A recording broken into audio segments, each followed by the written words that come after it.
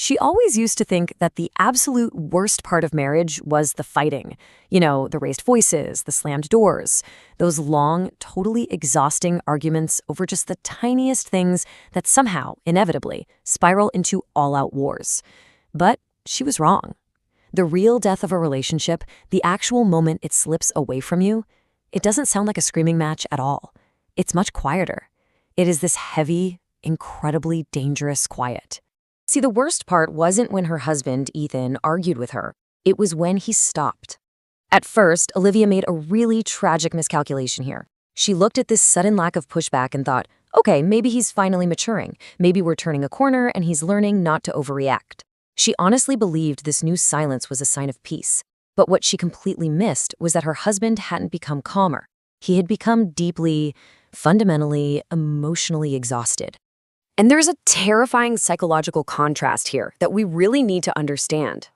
A partner who still argues with you, they usually still care, right? They're still fighting for a place in your life, still fighting to be understood.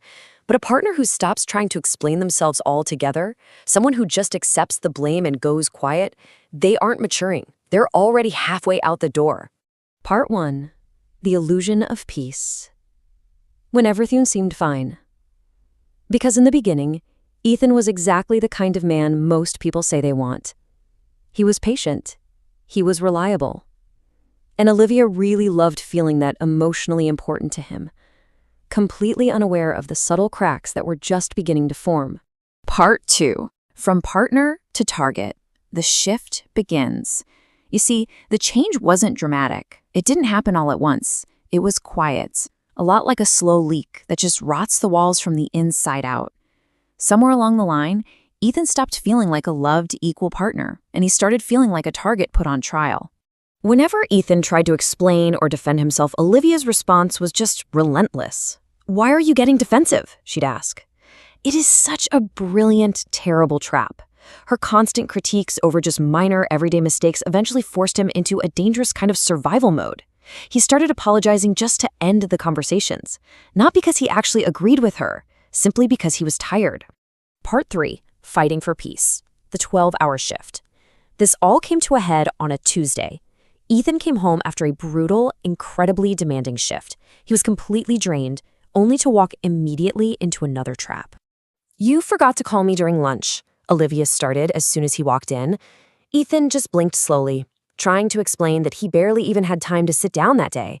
And then Olivia delivered this sharp, stinging accusation. "Well, if I mattered, you would have found time." Now, normally, in the past, Olivia fully expected Ethan to fight back here. She expected him to frantically try to reassure her, to explain his day in detail, to prove his love. But that night, Ethan just nodded. "You're right." And that was it.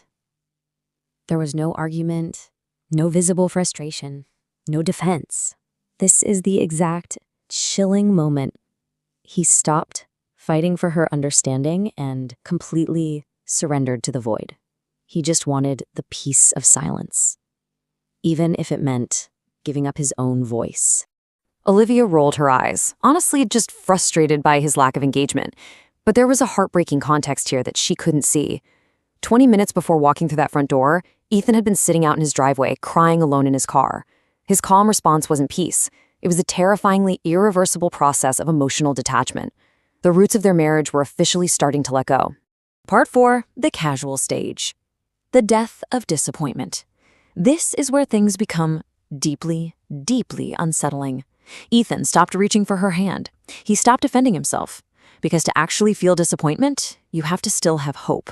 And Ethan was entirely running out of it. One Friday night, Olivia tried to bridge the gap between them. She walked into the living room wearing a dress Ethan used to love. Before, he would have noticed instantly. He would have pulled her close. But this time, he barely even glanced up from the couch. "You look nice," he said. He said it casually, uttered without emotion, without any hunger or warmth or effort. It was just empty politeness. And in that single second, panic finally crawled into Olivia's chest, because she realized right then that indifference is infinitely more terrifying than anger. Anger means they are still engaged. Indifference is the sound of a door that has already been locked from the inside. Part 5. Slow emotional starvation. Trying to water dead roots. After that, Olivia desperately tried to provoke some kind of a reaction. She'd start fights, she'd throw out harsh criticisms, she just wanted a sign of life. But Ethan remained untouchably, terrifyingly calm. Finally, Olivia just exploded. She demanded to know why he suddenly acted like he didn't care about anything anymore. And Ethan looked at her so quietly before delivering this absolute gut punch of a response. I think I just got tired of feeling like the bad guy all the time. He explained with this quiet devastation how every single conversation had slowly morphed into a courtroom. Every minor mistake became evidence against him. He was always on trial and he was always guilty. Olivia crossed her arms, clearly still defensive. So now this is my fault? She asked. And Ethan gave what has to be the saddest response she had ever heard. No, that's the problem. I don't even want to blame you anymore. Let that sit for a moment. Think about it. Anger still holds emotional energy. It requires actual effort to blame someone. But exhaustion? Exhaustion is completely, hollowly empty. Later that night, lying in bed, Olivia reached out to touch him. It was a desperate attempt to feel connected again. And Ethan, he gently moved her hand away. Not with cruelty, not with any anger, just with the careful, polite distance of a perfect stranger. In that shattering moment, she realized the real danger in their marriage wasn't a sudden, massive betrayal. It was slow, emotional starvation. Part 6. Loss of safety.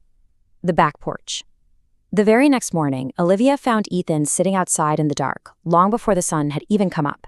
He looked drained, in a really profound way, the kind of deep, heavy tired that sleep could never, ever fix. She sat down right beside him in the cold morning air. And she finally asked the question that had been haunting her for months. What happened to us? Ethan stared out into the dark yard for a long time before he finally spoke. I think we slowly stopped being safe for each other. It was just a crushing reality. Their marriage wasn't killed by infidelity or huge, dramatic lies. It was killed by thousands of tiny, untreated emotional cuts. The dismissals, the eye rolls, the sarcastic little comments that just bled the relationship dry over the years. And then he said the words that broke her completely. His voice was just devastatingly calm. I spent years trying to explain how I felt, but eventually I realized you only heard me when I stopped talking. Suddenly, Olivia was forced to look back and reevaluate every single moment she had dismissed his feelings as being dramatic. None of it seemed serious at the time, but the repetition was lethal. They did eventually start therapy, but not because they were magically fixed. They went because they finally understood the deep root rot of their marriage. It was never truly about how they spoke or needing better communication skills. The core issue was a total, absolute lack of emotional safety. Love had simply stopped feeling safe to experience.